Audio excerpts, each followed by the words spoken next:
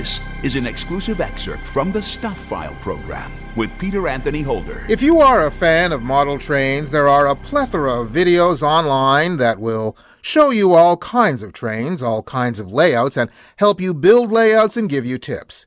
In my mind, one of the best ones on YouTube is SMT Mainline, a channel that is run by a guy named Harrison.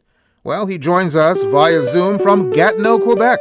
Hi, Harrison. Hi, thanks for having me on the show. Thanks for being on the program with us. Now, I've watched your videos and I really do enjoy them. I'm just curious to know, because you seem to be relatively young, certainly younger than most people I watch in videos about train sets. And I'm just curious, when did your interest in train sets begin? And when did you become so proficient in building these sets? So I've been interested in trains as long as I can remember. I had a grandfather who lived beside a local tourist railroad here in Gatineau, and every weekend my dad would drive up there to have coffee with him, and we would wait for the train and we would watch it go by. So I suspect the interest just sort of formed from growing up with that. And then when I was about 5 years old, my father, who had a train set when he was a kid, actually brought me over to my grandmother's house, and we dug through a bunch of boxes and he brought all the trains out, and I was instantly kind of hooked. So I brought a few of those home, and then that Christmas I asked for a train set, and that's sort of where it all began. That's amazing. Now, the other thing is you seem to be very, very handy. In other words, you build your own layouts. Is that proficiency, does that come from your day job, or have you just been somebody who's always been handy? I think I've just been somebody who's always been handy. I've always been more of a hands-on person than, I don't know, things in theory. So, yeah, just slowly sort of learned. I've got a few creative people in the family. My mother and my grandfather actually owned a decorating business, so they've always been creative people, so I feel like maybe I learned a bit from them. One of the things I've also noticed from your videos, and I've heard you mention this more than once, and I think this is really key, and that is you don't necessarily go by convention when it comes to how to build a layout, or what should a layout be, or how it should be be set up. You say go with the train you want to go with. You don't have to worry about other people. If you enjoy it, then that's the train set for you, correct?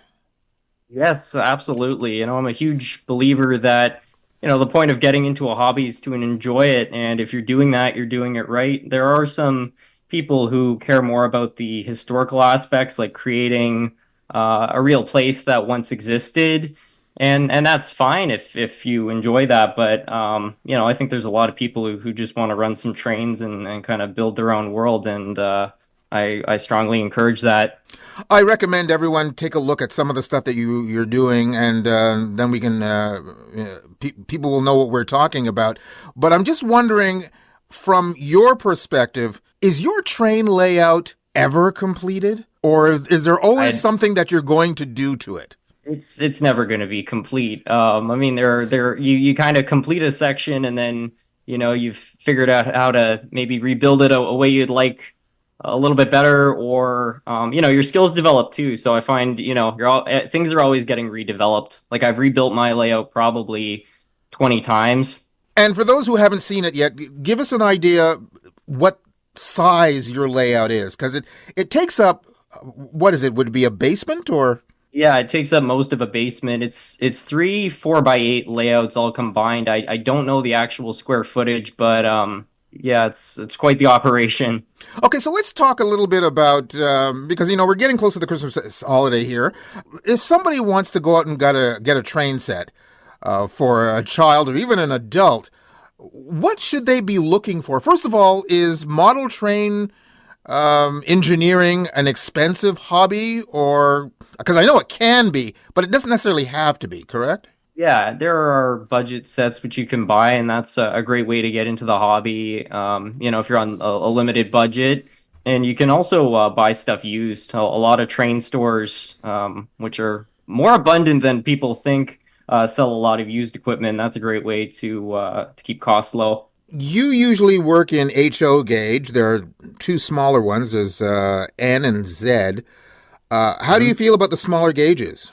I prefer HO just because I find it's a little more tactile. You know, you can have a bit of a better look at things since they're larger, but N scale and Z scale are great. Like I know a lot of people who have limited space. They're in an apartment, and those scales can be great because you can obviously create a whole lot more with not a lot of space.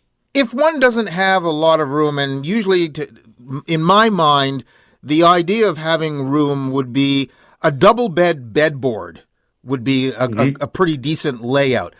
If someone had that size of a layout or that size of an area to make a layout, what would you suggest?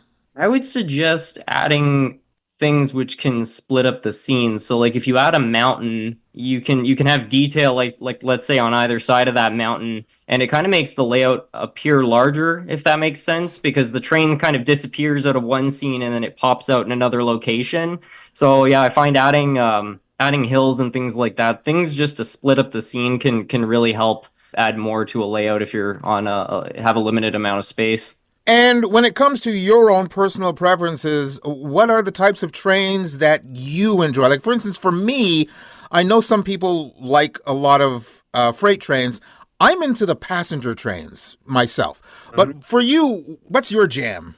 I kind of like them all. I don't think that there's any variety that I don't like. I've got freight trains, passenger trains, and trains from all around the world. Like my layout is based in Canada, but I've got trains from England, Germany, China, Australia, any country you name it, and I really enjoy running them. So yeah, I don't really have a favorite. I want to talk a little bit about the success of your YouTube page. You have built up a fan following, and you get a lot of information, and you send a lot of tips out to your fans online.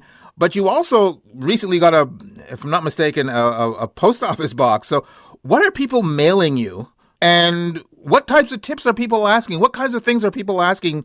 Because you clearly are an expert at this. A lot of people are asking a lot of questions similar to what you have, actually. A lot of people say, hey, I want to get into the hobby. What do you suggest I do? And outside of that, it's just general advice. You know, sometimes I'll have a kid who says, I've got a box of my father's trains and they don't work. Like, how do I get them running again? So I do a lot of videos where I work on older pieces of equipment, and people can kind of follow those to fix up their own equipment, because the advice is very cross compatible. Like you can take the tips from one video and kind of apply them to another. So if you're working on an engine which is maybe different than the one I'm working on, some of that stuff is still useful. Which brings me to an interesting point, because you were talking about your layout, and I noticed on one episode you decided to change your layout. So you ripped up some track and you got the vacuum out and you were cleaning up the surface so that you can lay down the new track and the scenery. And it just got me to thinking, I mean, your stuff is very, very detailed. Do you keep a tarp over it when you're not using it? Because I'm just wondering, how do you deal with things like simple dust? It's not like you can vacuum up your layout when you have all the trees and the shrubbery and everything else that's on it. So how do you keep it clean? There's a lot of cleaning involved. I do try to glue things down, so that stuff you can vacuum. But other than that, everything has to be taken off and dusted with like a paintbrush. So again, you have a large following. How large do you think it can get? I've realized in watching some of your earlier videos, you didn't think it could get this big, but now that it has, is the sky the limit for you? I hope so. I really don't know, to be honest with you. I mean, I started back in 2016, and there weren't really all that many other model railroading channels out there. So I wasn't even sure if it was possible to create a channel with 10,000 subscribers, let alone 100. And it's remarkable that there's that many model railroaders online. But yeah, it does beg the question, how far can this go? And to tell you the truth, I don't know the answer, but I hope the sky's the limit. Well, it's not only railroaders, model railroaders out there. It's wannabe model railroaders like myself, because it's. I mean, you don't necessarily have to own a little model railroad to enjoy what you do, because it's somewhat therapeutic to watch you work on the trains, watch you set up the layout, and also to operate it. Yeah, yeah, absolutely. And I have a lot of people reach out, kind of similarly saying that they just find it relaxing, just working on the trains, and I do personally as well. Like, just it's a great way to kind of take your mind off of life for a little while. Well, congratulations on the success and congratulations on your layout. I'm going to keep watching just to see how much your layout is going to change. And I'm also going to keep watching because you're building a layout for as a gift for the child of a friend. And I want to see how this thing turns out because I just find it fascinating. So thank you very, very much, Harrison, for taking the time to be on the program with us. Thank you so much for having me on the show. I appreciate it. That's Harrison. His YouTube page is called SMT Mainline. You can check out his site and even ask questions in the comment section. If you have any interest in model railroading or even queries, then this is a site for you. You can go to my website at thestufffile.com to the What's On page for this show, which is show number 0747, and you'll find links to Harrison's YouTube page. You've just heard an exclusive excerpt from the Stuff File program with Peter Anthony Holder. To hear any or all of the full hour-long shows, visit thestufffile.com. Stuff is spelled S-T-U-P-H. That's thestufffile.com. A presentation of Flying Fish Communications.